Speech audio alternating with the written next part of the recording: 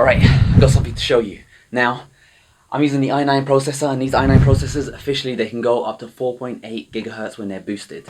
Now, no one has seen how fast they really go because, you know, we're on a MacBook. It doesn't have enough cooling. It needs to be put in a fridge, that kind of stuff. It doesn't have the VRM to get enough power into it. Okay, that's fine. Now, the i7s, they officially can go up to 4.3 gigahertz. Now, let's see how fast we can really make these guys go. Now come over here. So I've got here, this is a cryptocurrency mining program. I'm just going to start it up using 2 threads. And look at the spike over here. You see it's gone to 4.3. 4.3, all right. Now what you need to do is, you need to drop the system down to using 1 core. And look how fast it's going to go, 4.6. 4.6, look at the temperature, 90, 4.6. 4.5, 4.6. Let's leave it running. Step back a bit. Can you hear that? There's no fans. This machine's hitting 4.6, and only the fans are only slightly spinning up now. So it's going to get, right now it's at 97 degrees. The fans are slowly kicking in. And I've got a prolonged test I want to show you. I've been running this for a very long time. But basically, that 4.8 figure that they reference on the website, it is correct, but it's only when you're only using 2 cores. Alright, it says it right there. It's only going to hit 4.8 if your CPU is less than 50 degrees in temperature. So that's why we never got to the 4.8 figure. So the maximum speed you're really going to get ever on these machines is 4.6. And that's with a maximum of 2 dual cores. Small print. You got to always read the small print. 200 megahertz, 50 degrees centigrade. Small print. As you use more and more cores, that figure drops down. So if I switch it up to 4 cores, I'm not going to do that now because I want to show you. Look, it's still 4.5. 4.5 there, still running. 4.6. 99. 98. No throttling happening yet. And the fans are only starting to kick up. And I can stay here, I can stay a little while. I've actually been running this for a good 10 minutes before showing you this video. But if you want to get super fast speeds, all you do, you launch up the Instruments app. You make sure that your CPUs are set to 2. And you know what? I made a mistake. Look, my active cores is actually set to 3. I've actually got, I got 1.5 CPUs going. So I'm going to make it actually officially 2 CPUs. And it's still running at 4.6. The temperature's still there. Stabilizing. 4.5. 95 degrees. I'm using 2 cores now, which is supported. You can use 2 cores for 4.8. It's only when you go into 4 cores and 6 cores that there is a drop. So yeah, that's right there. This is the i9 processor. So officially, this is proof. I haven't got the i7 yet, but this is proof that the i9 can run faster than the i7. And just for information here, the base clock speed of the i7, the fast one, is 2.6, yeah? And the base clock speed of the i9 is 2.9. That's 300 megahertz difference. Now the fastest the i7 can go is 4.3. This i9 is going 4.6. So there's the 300 megahertz. I'm going to be excited to see how fast the i7 goes, but I don't think it's going to beat its maximum turbo boost, right? Well, it might do, it might, I don't know. The fans are still going, they're not even going at their max. The temperature is stabilized at 96. The speed is stabilized at 4.5, 4.55, 4.56. So it's still going strong, and it's a very, very stable line. So this is the kind of CPU intensive tasks that these babies will fly on. Now, of course, if you start using more cores and more threads, I'm going to make it use 12 threads. I'm going to make it use all 6 cores.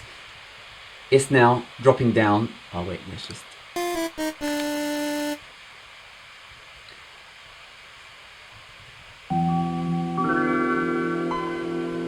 Damn you, beach ball. Alright, we've got a beach ball. Basically, I'm using too much of the processing power. I only had 2 cores available, and I made my cryptocurrency miner use 12 threads. So right now my PC still has to verify my password. Now there it is. It's verified now. To do it again, Instruments app. There you go. So now I've got 6 cores again. It slowed it right down, and it's going to build it back up.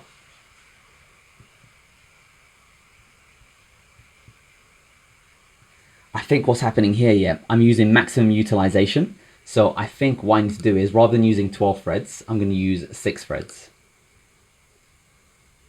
So it was having problems spreading the load onto the 6 cores. So now that I've only said it's 6 threads, it's assigning the cores correctly, and it's hitting 3 gigahertz. So right now, when you're cryptocurrency mining, you're using 6 cores, you're hitting 3 gigahertz. When you're using 2 cores, you're hitting 4.5 to 4.6 gigahertz. Now, let's see what you get if you're using 4 cores. 4 cores is going to jump up, and it's going into the 4.1 range. And again, the fans. Can you hear it? Can you hear it? Can you hear the fans? No, I can't. Can you hear the fans? It's very, very quiet. Alright, hope you found this useful. Give you some sort of idea what kind of puppies we're playing with over here. There's been no thermal throttling happening at the moment. Now, of course, if you add the GPU into the mix and you start not having enough power to power these machines, you're going to get all these kind of issues that are coming across. But again, this can be fixed in software, hopefully. Anyway.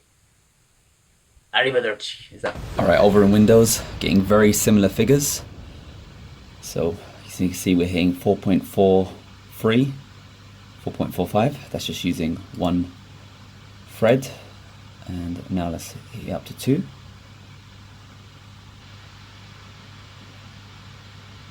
Still getting around 4.3. Let's make it 2 cores now.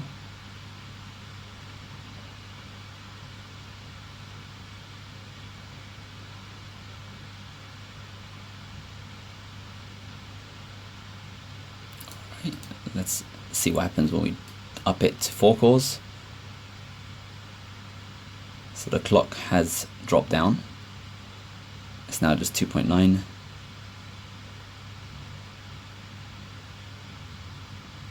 That's interesting. I don't know if it's Windows deciding to set that clock level or if it's just a state. Now I'm going to go into 6 cores. Let's see what happens. So now we're going to be hitting the computer completely 100%. You can see the CPU utilization is at 100, temperature's at 73. I'm going to try a different algorithm and just max that out and pause this one.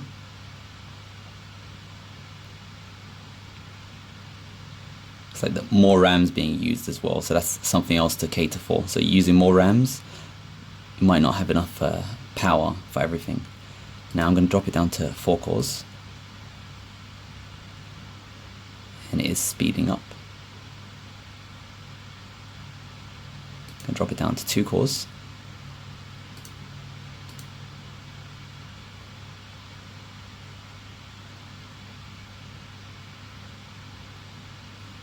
So let's try 4 cores again.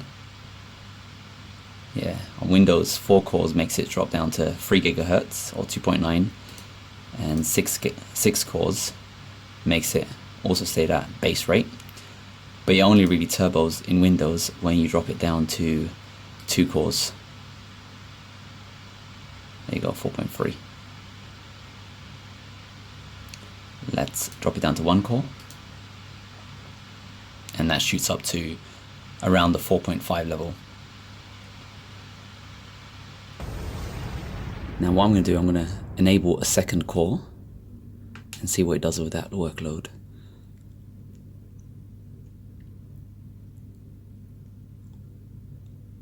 So again, we're hitting 4.5 and we're only using 30 energy.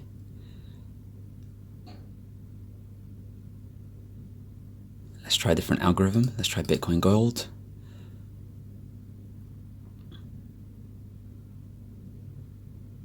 Okay, that one doesn't use the processor as much. It's hitting 4. Let's try Ethereum Classic. Oh, it's going to take a while. XDN. Whoosh! Look at that, 4.6, 4.5.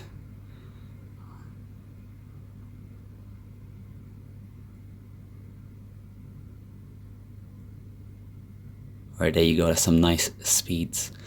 Let's try Monero. Let's throw 2 cores on it. And we're getting around 4.5. Alright, I think, let's just go with Bitcoin. And what I want to show you is, let's make it a 4-core processor.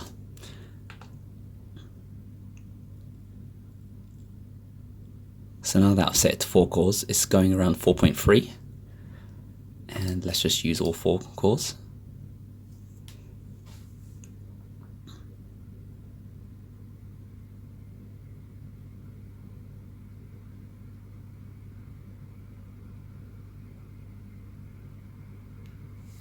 So it's 4.1, 3.8, 4. It's getting pretty hot. 97. The fans are starting to kick in. But it is hitting 4 gigahertz using 4 cores. And this is 98%. It's hovering there. The fans are just speeding up now. So it should be able to manage that fine. I want to see what happens if we just give it 2 cores to play with. Just want to make this as fast as possible. So we're getting 4. So when you only use 2 of the cores and only make 4 cores available, you hit around 4.2, 4.3. Right now I'm going to make 6 cores available. This is all 6 cores.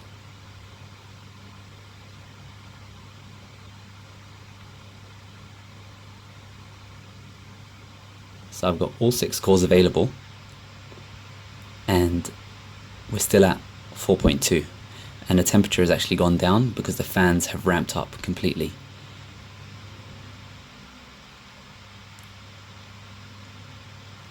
But if I try using,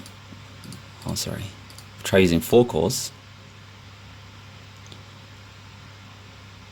the highest I'm going is around 4 gigahertz. And let's try using all 6. And if you try doing an operation of all 6 cores, it drops down to 2.9. There you go, 2.86. So 2.9 times 6, that's giving you 17.4. Or alternatively, you can do 4 times 4, and that'll give you 16. So you get slightly more multi-core performance when you use all 6 cores, but you get more raw speed when you use less cores.